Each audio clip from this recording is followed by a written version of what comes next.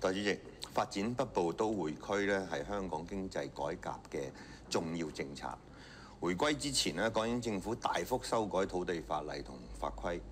令到土地嘅發展咧嘅行政程序變得極為複雜，直接導致到香港嘅地價同樓價大幅飆升，亦令到回歸後嘅特區政府難以覓地建屋，令香港人嘅居住環境難以改善。我好高興咧見到今年嘅施政報告中成立北部都會區呢個發展委員會，簡化土地發展審批嘅行政措施，以及推行加快發展北都嘅專屬法例，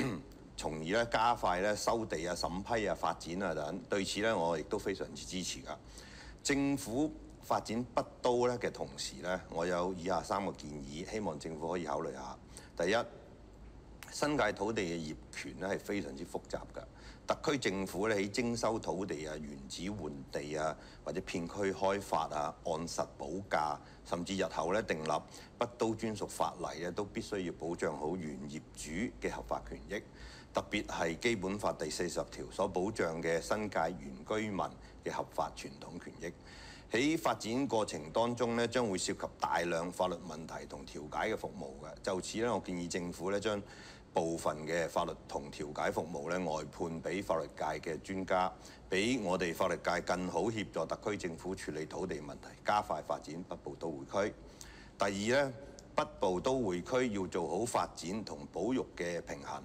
北部都會區咧鄰近米埔同三寶樹濕地，仲有候鳥飛過棲息。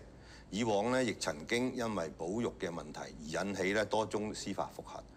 喺上星期嘅發展事務委員會上，我好高興聽到凌漢豪局長就只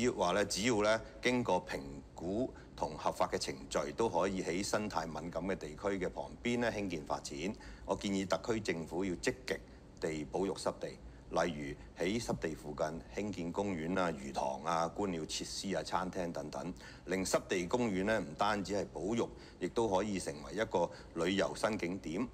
第三，我留意到咧施政報告提到咧綠色能源同環保產業嘅發展，我期望特區政府可以將香港嘅綠色能源同綠色金融有機咁樣協作，令香港嘅綠色環保產業促進碳排放交易同 ESG 金融嘅發展。代理主席，本人喺呢個環節謹此發言。